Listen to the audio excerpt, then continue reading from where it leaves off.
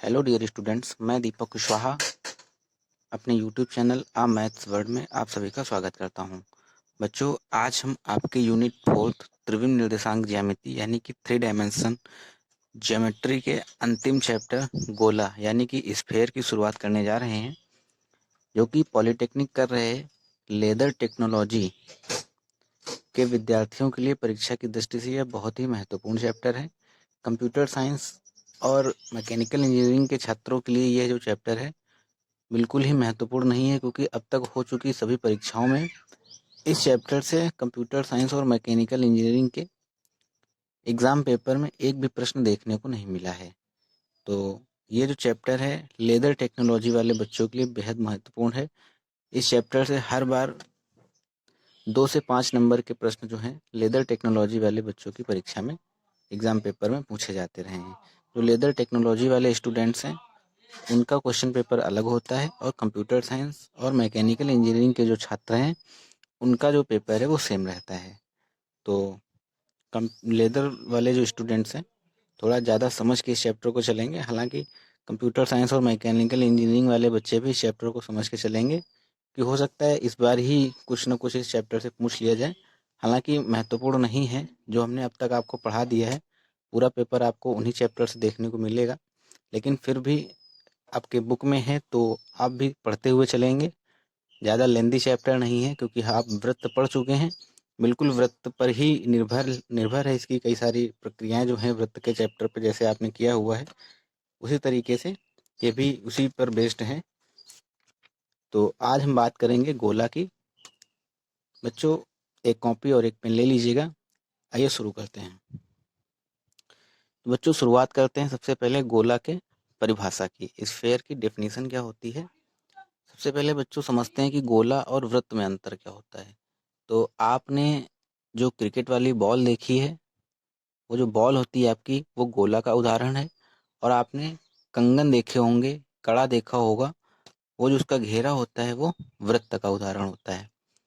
जो आपका गोला है ये 3 डायमेंशन में होता है, और जो आपका वृत्त होता है वो 2 डायमेंशन में होता है। तो अगर हम परिभाषा की बात करें कि आखिर गोला की परिभाषा क्या होती है, स्फेयर की डेफिनेशन क्या होती है, तो एक ऐसे बिंदु का बिंदुपथ जो अंतरिक्ष में, ये शब्द जो जुड़ा हुआ है अंतरिक्ष, यानी कि अंतरिक्ष का मतलब क्या है 3 डायमेंशन, जो अंतरिक्ष में इस प्रकार गति करता है कि उसकी एक स्थिर बिंदु से दूरी सदैव स्थिर रहती है। मान लो ये अंतरिक्ष है, एक्स एक्सिस, वाई एक्सिस और जेड एक्सिस। एक ऐसे बिंदु का बिंदुपथ जो अंतरिक्ष में इस प्रकार गति करता है कि उसकी एक स्थिर बिंदु से सदैव जो दूरी है वो स्थिर रहती है, नियत रहती है, गोला कहलाता है। स्थिर बिंदु को, यानी कि इस स्थिर बिंदु को गोले का केंद्र कहते हैं, तथा इस स्थिर दूरी को गोले की त्रिज्या कहते हैं, रेडियस ऑफ स्फेयर कहते हैं। आशा करते हैं बच्चों समझ पाए होंगे आप। वीडियो को रोक के आप इस डिफिनेशन को नोट करें। अब इसके आगे हम शुरुआत करते हैं, बात करते हैं गोले के समीकरण कैसे ज्ञात किए जाते हैं। तो हेडिंग डाल लीजिए गोले का समीकरण ज्ञात करना, to find equation of the sphere. इसमें बच्चों हेडिंग डालिए पहली आप, गोले का जब केंद्र, गोले का जो केंद्र है जब अल्फा बीटा गामा तथा त्रिज्या स्मॉल आर हो। जब हम वृत्त आपको पढ़ा रहे थे और वहाँ पर जब हमें केंद्र एक्स और वाई दिए रहते थे, त्रिज्या आर दी रहती थी, सॉरी जब वहाँ पर केंद्र हमको एच कामा के दिए रहते थे और त्रिज्या आर दी रहती थी वृत्त में, तो हम वृत्त की इक्वेशन क्या बनाते थे, एक्स माइनस एच का whole square plus y minus k का होल स्क्वायर बराबर में आर स्क्वायर। उसी तरीके से ये 3 डायमेंशन में है, तो हमने मान लिया कि जो केंद्र के कोऑर्डिनेट हैं, निर्देशांक हैं, वो अल्फा बीटा और गामा है, और उसकी जो रेडियस है वो आर है। तो उसी पैटर्न पे ये फार्मूला भी हम बना के लिखेंगे। कैसे लिखेंगे, एक्स माइनस अल्फा का whole square plus y minus beta का whole square plus c minus gamma का होल स्क्वायर, सॉरी बच्चों जेड माइनस गामा का होल स्क्वायर और बराबर में आर स्क्वायर। ये बच्चों तब इक्वेशन है जब हमें वृत्त के केंद्र जो है, सॉरी गोला के जो केंद्र है वो क्या दिए गए हों, अल्फा बीटा और गामा दिए गए हों। इसी में आप दूसरी हेडिंग डाल लीजिए, जब केंद्र मूल बिंदु का मतलब 0,0,0 तथा त्रिज्या स्मॉल r हो, तब अल्फा बीटा और गामा की वैल्यू क्या हो जाएगी, 0 हो जाएगी। तो आप लिख लीजिए यहाँ पे x माइनस 0 का whole square plus y minus 0 का whole square plus z minus 0 का होल स्क्वायर और बराबर में r स्क्वायर। बच्चों, जो वृत्त चैप्टर हमने कंप्लीट किया हुआ था, अगर आपने नहीं देखा है तो उसका लिंक डिस्क्रिप्शन में है, वृत्त चैप्टर को भी जरूर देखें। तो जो वृत्त चैप्टर हमने किया हुआ था उसमें हम 2 डायमेंशन यानी कि सिर्फ x और y तक की ही बात करते थे। इसमें आपको z को भी साथ में लेकर के चलना है, z भी आपको लेकर चलना रहेगा। तो यहाँ से बच्चों हमें क्या मिलेगा, x square plus y square plus z square बराबर में आर स्क्वायर। वृत्त में क्या रहता था, x square plus y square बराबर में आर स्क्वायर या ए स्क्वायर, जब वृत्त का जो केंद्र मूल बिंदु से होकर 0,0 से होकर के जाता था। बिल्कुल उसी पैटर्न पे ही सारे क्वेश्चन इसके भी सॉल्व होंगे, बस इसमें हम एक अलग से जुड़ जाता है जेड एक्सिस, क्योंकि ये 3 डायमेंशन में होता है गोला।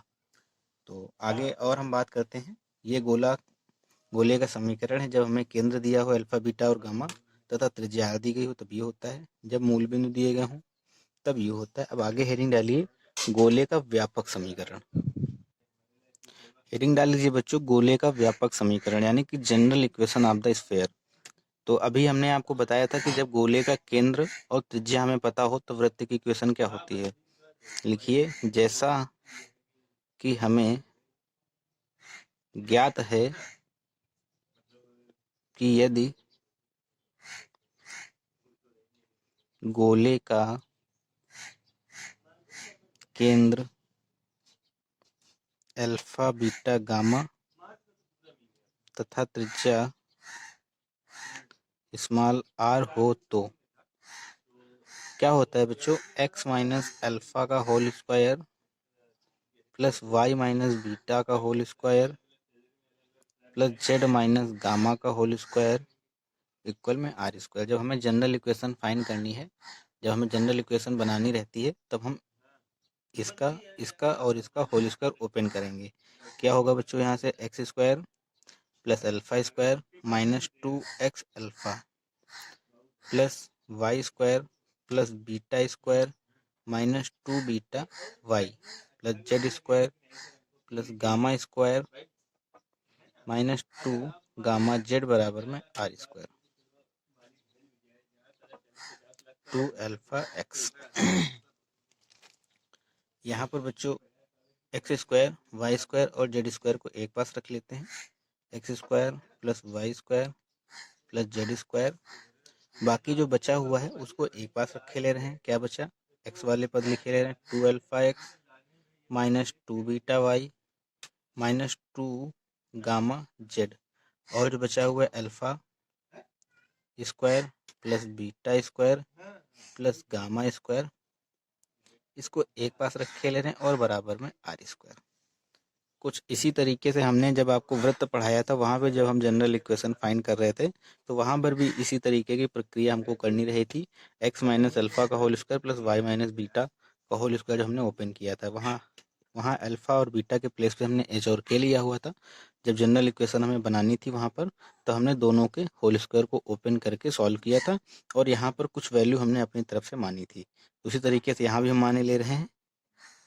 माना अल्फा बराबर, जो अल्फा की वैल्यू उसको मान लिया माइनस का यू है, बीटा जो बराबर है उसको मान लिया कि माइनस वी है, और जो बच्चों गामा है उसको मान लिया कि माइनस का ओमेगा या डब्ल्यू है। यूवी डब्ल्यू आप पढ़िए इसको। और ये मान लिया कि ये जो alpha square plus beta square plus gamma square, इसको बच्चों आर स्क्वायर को हम इक्वल के इसी साइड ले आ रहे हैं, माइनस का आर स्क्वायर इक्वल में 0। इस वाले पूरे पद को हमने मान लिया alpha square plus beta square plus gamma square minus r square बराबर हमने बच्चों सी मान लिया, कैपिटल सी या स्मॉल सी। अब ये जो हमने वैल्यू मानी है उनको यहाँ पे उठा के हम पुट करेंगे। Implies that x square plus y square plus z square, alpha के प्लेस पे माइनस यू यानी कि प्लस का 2ux हो जाएगा। इसी तरीके से यहाँ बीटा के प्लेस पे माइनस वी यानी कि माइनस माइनस प्लस 2vy हो जाएगा। इसी तरीके से यहाँ पे 2 गामा के प्लेस पे माइनस ओमेगा यानी कि ओमेगा डब्ल्यू जेड हो जाएगा, plus alpha square plus beta square minus omega minus alpha square plus beta square plus gamma square minus r square के प्लेस पे सी हो जाएगा बराबर में 0। यही बच्चों गोला की जनरल इक्वेशन होती है। लिख लीजिए उपरोक्त समीकरण गोले की व्यापक समीकरण को दर्शाती है। ठीक है, यहाँ तक बच्चों आपको समझ में आया होगा। अब आप हमें बताइए ये जो गोला था इसमें अल्फा बीटा और गामा क्या थे? ये तो हमने केंद्र माने थे अल्फा बीटा और गामा, और अल्फा बीटा गामा की वैल्यू हमने क्या निकाली है? माइनस यू माना है, माइनस वी माना है, माइनस ओमेगा माइनस डब्ल्यू माना है। तो आप लिख लीजिए नीचे यहाँ पर, अतः गोले का केंद्र अल्फा बीटा गामा बराबर क्या होगा बच्चों? माइनस का यू माइनस वी माइनस का डब्ल्यू। इसी तरीके से त्रिज्या क्या होगी? त्रिज्या, अच्छा ये हमने माना हुआ है alpha square plus beta square plus gamma square minus r square बराबर सी। यहाँ से अगर हम आर स्क्वायर की वैल्यू निकालेंगे बताइए क्या आएगी? ये कुछ इस तरीके से मिलेगा हमको, माइनस का आर स्क्वायर इक्वल में सी माइनस के सारा कुछ उधर भेज दे रहे हैं, alpha square plus beta square plus gamma square, दोनों तरफ माइनस से मल्टीप्लाई करा देंगे तो बच्चों क्या मिलेगा हमें यहाँ पर? ये बचेगा आर स्क्वायर और ये प्लस का हो जाएगा जिसको हम पहले लिखे ले रहे हैं alpha square plus beta square plus gamma square और ये माइनस का सी, और यहाँ से अगर हम स्क्वायर हटाएंगे तो ये रूट लग जाएगा। तो बच्चों गोले की त्रिज्या का सूत्र क्या निकल के आया? गोले की त्रिज्या का सूत्र क्या है? आर बराबर alpha square plus beta square plus gamma square minus का सी रूट के अंदर। तो बच्चों बेहद आसान है, आप वृत्त पढ़ के आए हैं इसलिए आपको ये बिल्कुल आसानी से समझ में आना चाहिए। ये सारा कुछ हमने आपको वृत्त चैप्टर में भी बताया हुआ है, बस वहाँ पर बात हुआ करती थी केवल 2 डायमेंशन तक, x square plus y square तक। वहाँ पर वृत्त की इक्वेशन जनरल क्या होती थी? X square plus y square plus 2gx plus 2fy और प्लस में सी बराबर में 0। इसी तरीके से इक्वेशन होती थी वृत्त में। बच्चों इसमें एक नेक्स्ट हेडिंग अब आप डाल लीजिए, इसका स्क्रीनशॉट ले लीजिए या नोट कर लीजिए कॉपी में, और नेक्स्ट हेडिंग डालिए एक समीकरण, कोई भी हमें इक्वेशन जो दी रहेगी क्या कंडीशन होगी कि वो गोला को निरूपित करती है। इस तरीके से हमने आपको वृत्त में भी लिखाया था तो अब हम इसमें गोला में भी लिख लेते हैं कि एक समीकरण जो गोला को निरूपित करेगी उसके लिए क्या प्रतिबंध होने चाहिए। तो हेडिंग डालिए एक समीकरण द्वारा गोला निरूपित होने के प्रतिबंध। तो हेडिंग डाल लीजिए बच्चों, एक समीकरण द्वारा गोला निरूपित होने के प्रतिबंध। जनरल इक्वेशन क्या होती है गोला की? अभी लिखाई हमने, x square plus y square plus z square plus 2ux plus 2vy plus 2wz plus c बराबर में 0। ये इक्वेशन हमने लिखाई है आपकी। कौन सी इक्वेशन है गोला की? ये जनरल इक्वेशन है। तो इसमें प्रतिबंध लिख लीजिए सबसे पहला कि एक्स वाई और जेड में द्विघात होना चाहिए। देखो द्विघात है, द्विघात होना चाहिए।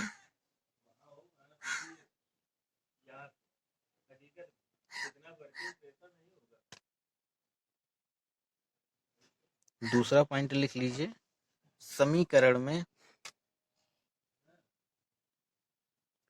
एक्स वाई वाई जेड और जेड एक्स या एक्स जेड के पद नहीं होने चाहिए। मतलब इसमें एक्स वाई तो कहीं दिख नहीं रहा, तो एक्स वाई नहीं होना चाहिए, वाई जेड नहीं होना चाहिए और एक्स जेड या जेड एक्स नहीं होना चाहिए, के पद नहीं होने चाहिए। ठीक है बच्चों, तीसरा पॉइंट लिख लीजिए, एक्स स्क्वायर वाई स्क्वायर और जेड स्क्वायर पदों के गुणांक जो हैं इक्वल होने चाहिए, यानी कि बराबर होने चाहिए।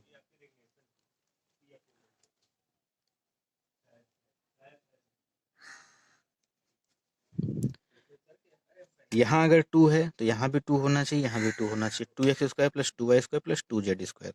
ऐसा नहीं कि यहाँ 2x², यहाँ 3y² हो जाए, यहाँ 4z², तो वो गोला की इक्वेशन को प्रतिबंध में नहीं आएगा, सेटिस्फाई नहीं करेगी, इक्वेशन नहीं बनेगी, क्वेश्चन आपका गलत हो जाएगा। तो यहाँ तक बच्चों नोट कीजिए। अब जितना हमने पढ़ाया है आपको, इस पर हम बेस्ड आपको 1-2 क्वेश्चन कराते हैं। इसके बाद फिर आगे की और भी कई सारी महत्वपूर्ण हेडिंग्स की चर्चा करेंगे। क्वेश्चन दिया गया है बच्चों, क्या समीकरण x² plus y² plus z² minus 10y plus 10z plus 41 equal में 0 एक गोले को निरूपित करती है? यदि करती है तो गोले का केंद्र तथा त्रिज्या ज्ञात करो। तो सबसे पहले बच्चों हम क्या चेक करेंगे, एक्स वाई जेड में द्विघात होना चाहिए। तो एक्स वाई जेड में द्विघात है, यहाँ पर x² plus y² plus z², तो x में भी द्विघात है, y में भी द्विघात है, z में भी द्विघात है। तो लिख लीजिए यहाँ पर समीकरण, दिए गए समीकरण में एक्स वाई जेड में द्विघात है।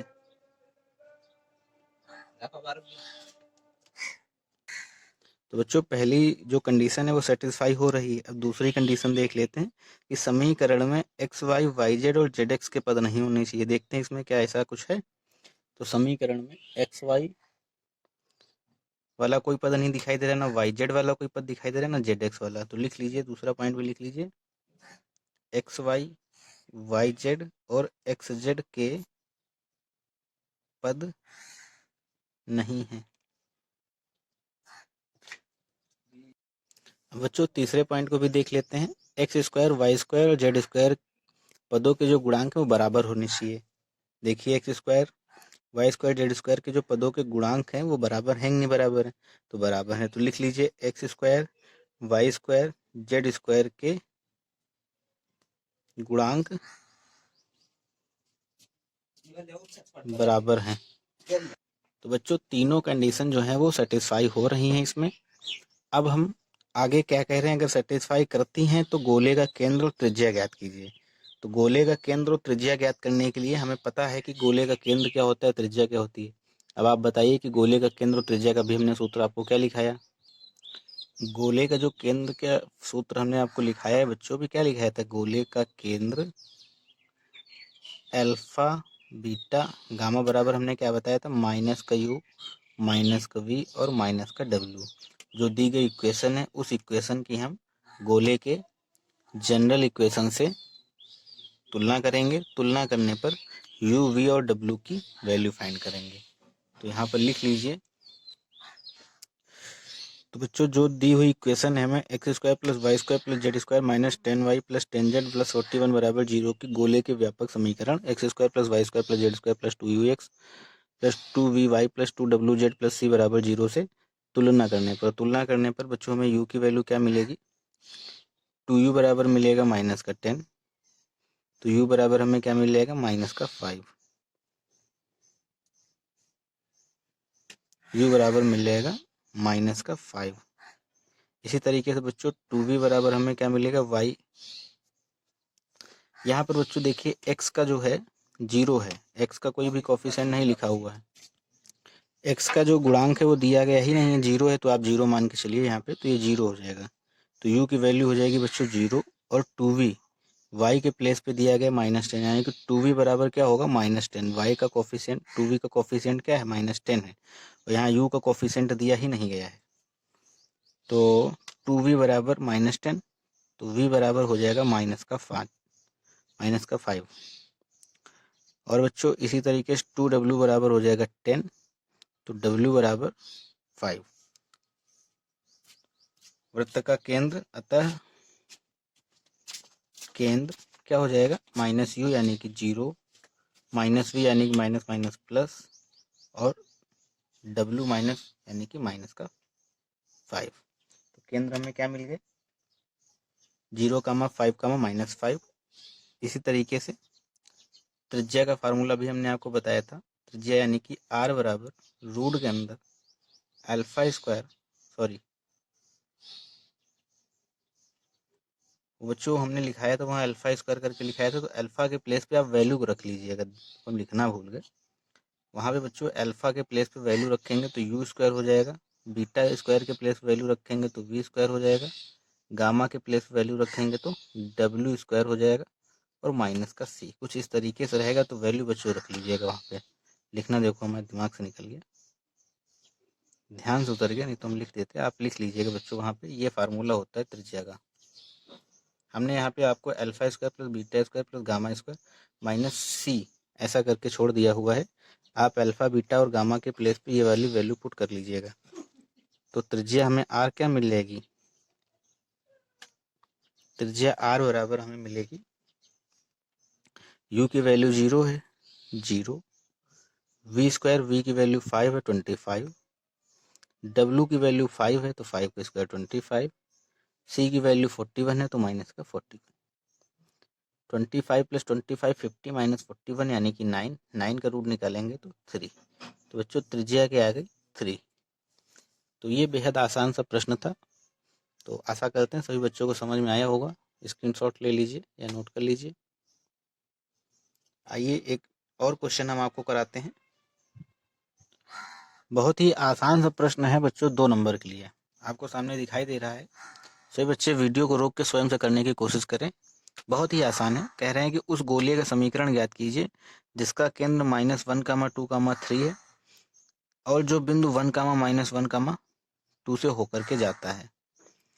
हमें ऐसे वृत्त का समीकरण, सॉरी ऐसे गोले का समीकरण बताना है जिसका केंद्र हमको दिया गया है -1, 2, 3 और जो इस बिंदु से होकर के जाता है यानी कि 1, -1, 2। बच्चों ये बताइए, जब हमें गोले का केंद्र पता हो तो अगर हम और क्या निकाल ले जो हमें वृत्त का गोले का समीकरण मिल जाएगा। तो अगर गोले का केंद्र पता है, अगर हम त्रिज्या निकाल लें तो हम गोले का समीकरण बता सकते हैं क्या होगा। तो लिखिए गोले का केंद्र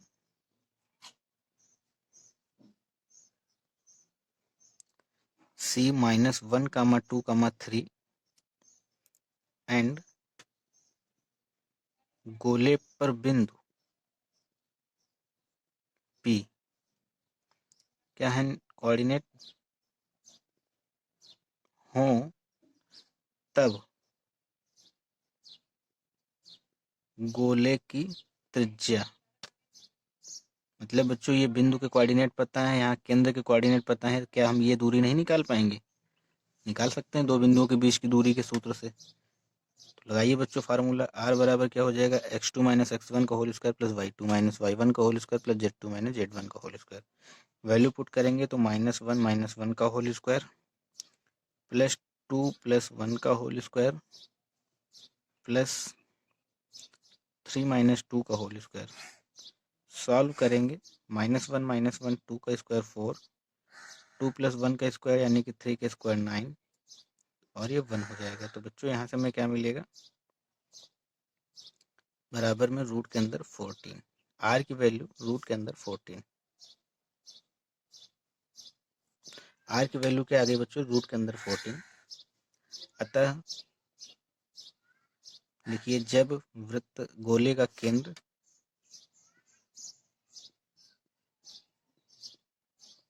तथा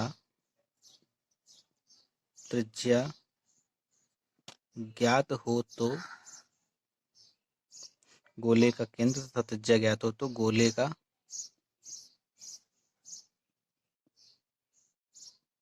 समीकरण क्या होगा बच्चों बताइए। जब केंद्र और त्रिज्या ज्ञात हो तब x माइनस अल्फा का whole square plus y minus beta का whole square plus z minus gamma का होल स्क्वायर बराबर में r स्क्वायर। तो यहाँ हो जाएगा x - 1 का whole square, minus minus plus हो जाएगा इस तरीके से, प्लस y - 2 का होल स्क्वायर प्लस z - 3 का होल स्क्वायर बराबर में आर स्क्वायर का मतलब √14 का स्क्वायर।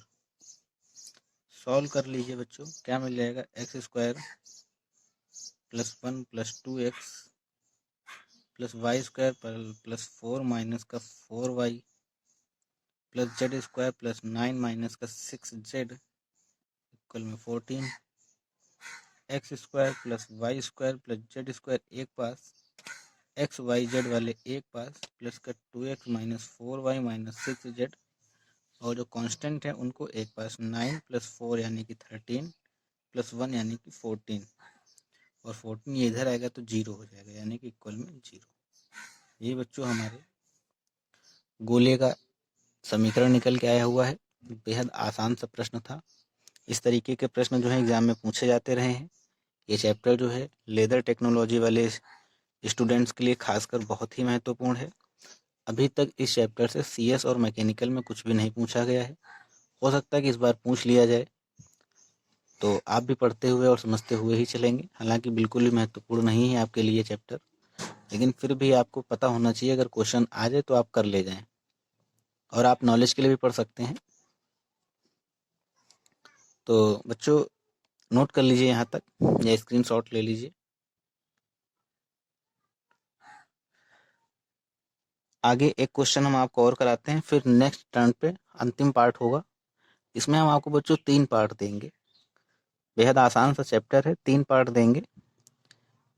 कल एक पार्ट और रहेगा, उसके बाद एक पार्ट हम आपको और देंगे। उसमें कई सारे महत्वपूर्ण प्रश्नों की हम बात करेंगे। ये जो गोला चैप्टर है, इसमें समतल के क्वेश्चन भी मिक्स हो के आ जाते हैं। अगर समतल का क्वेश्चन बना और गोला करके आया, तो फिर ये आपके कंप्यूटर साइंस और मैकेनिकल वाले बच्चों के लिए भी महत्वपूर्ण हो सकता है, क्योंकि समतल जो है तो हमने आपको पढ़ाया हुआ है, और आपके समतल से प्रश्न जो है पूछे जाते रहे हैं। तो इस पर बातें हम आपको बाद में बताएंगे। अभी एक दो क्वेश्चन हम और कर लेते हैं। जितने टाइप के प्रश्न बनते रहते हैं, जो हमने आपको हेडिंग्स बताई है, उन हेडिंग्स पर फिर आगे कल हम आपको और भी कई सारी महत्वपूर्ण हेडिंग्स के बारे में बताएंगे।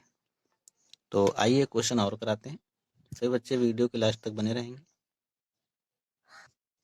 क्वेश्चन दिया गया बच्चों, गोला 3x square plus 3y square plus 3z square minus 6x minus 12y plus 6z plus 2 बराबर 0 की त्रिज्या तथा केंद्र ज्ञात करो। बिल्कुल बच्चों वाला सवाल है, बेहद आसान है।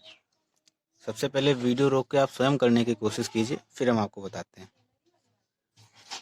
सभी बच्चे करें, वीडियो रोकें और स्वयं से करें। गलत नहीं होना चाहिए, बिल्कुल आसान है। क्या रहा बच्चों, कर पाए कि नहीं कर पाए? बिल्कुल आप भी उसी गलती को दोहराए होंगे जो ज़्यादातर बच्चे दोहराते रहते हैं।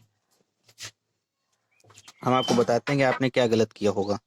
आपने इस कोफिशिएंट को कॉमन लेके डिवाइड नहीं किया होगा, क्योंकि जो वृत्त गोले की जनरल इक्वेशन होती है बच्चों, वो x square plus y square plus z square plus 2ux plus 2vy plus 2wz plus c बराबर में 0 कुछ इस तरीके से होती है। यानी कि x square y square z square के जो कोफिशिएंट होते हैं, गुणांक होते हैं, वो इकाई होते हैं। तो सबसे पहले इनके गुणांकों को हमें इकाई बनाना पड़ेगा, यानी कि इसके लिए हमें एक्स स्क्वायर के गुणांक को हम कॉमन लेंगे। अगर ये तीनों बराबर ना होते इनके गुणांक, तो यानी कि ये गोले की इक्वेशन को निरूपित ही नहीं करते हैं। इसलिए हम इसमें से किसी एक का, मतलब किसी एक का क्या, सब इक्वल ही रहते हैं, तो गुणांक को हम कॉमन लेंगे। इनके x square y square z square के गुणांक को इकाई बनाएंगे। तो कॉमन लेंगे तो बच्चों 3 से हम सारे दोनों तरफ डिवाइड करेंगे। तो यहाँ हो जाएगा x square plus y square plus z square minus का 2x माइनस का 4y प्लस 2z प्लस में 2/3 इक्वल में 0। कुछ इस तरीके से इक्वेशन हमें मिलेगी। अब ये जो इक्वेशन मिली है, इस इक्वेशन की इस जनरल फॉर्म से हम जब कंपेरिजन करेंगे, तब हमें uv की वैल्यू बतानी। यहाँ से बताइए 2u बराबर क्या लिखा हुआ है, -2, तो u बराबर क्या आएगा, -1। यहाँ पे 2v बराबर क्या लिखा है, -4, तो v बराबर क्या आएगा, -2। यहाँ पर 2w बराबर क्या लिखा हुआ है, +2, तो w बराबर क्या आएगा बच्चों, यहाँ से 1 आएगा, और c की वैल्यू है 2/3। त्रिज्या केंद्र हमने आपको बताया था, केंद्र क्या बताया था, केंद्र जो है अल्फा बीटा गामा बराबर माइनस का u माइनस का v माइनस का w होता है। u की वैल्यू -1 है, यानी कि 1 2 -1। इसी तरीके से त्रिज्या r बराबर रूट के अंदर u square plus v square plus z square minus का c। तो बच्चों u के प्लेस पे क्या है वैल्यू, -1 का स्क्वायर यानी कि 1, v स्क्वायर की वैल्यू -2 यानी कि 4, जेड स्क्वायर के प्लेस पे क्या रखेंगे uv 1 माइनस c की वैल्यू माइनस का 2/3। ये हो जाएगा बच्चों 6 - 2/3। सॉल्व करेंगे तो ये 4/√3। ये बच्चों आंसर है। आशा करते हैं सभी बच्चों को समझ में आया होगा। बेहद आसान सा प्रश्न था। तो आज के वीडियो में बस यहीं तक। वीडियो अच्छा लगा है तो बच्चों लाइक करें, और चैनल को अगर अभी तक आपने सब्सक्राइब नहीं किया तो चैनल को सब्सक्राइब भी कर लें, साथ में बेल आइकन को भी प्रेस कर लें। इस वीडियो को ज़्यादा से ज़्यादा अपने सभी दोस्तों में आप शेयर करें। वीडियो देखने के लिए बच्चों बहुत बहुत धन्यवाद।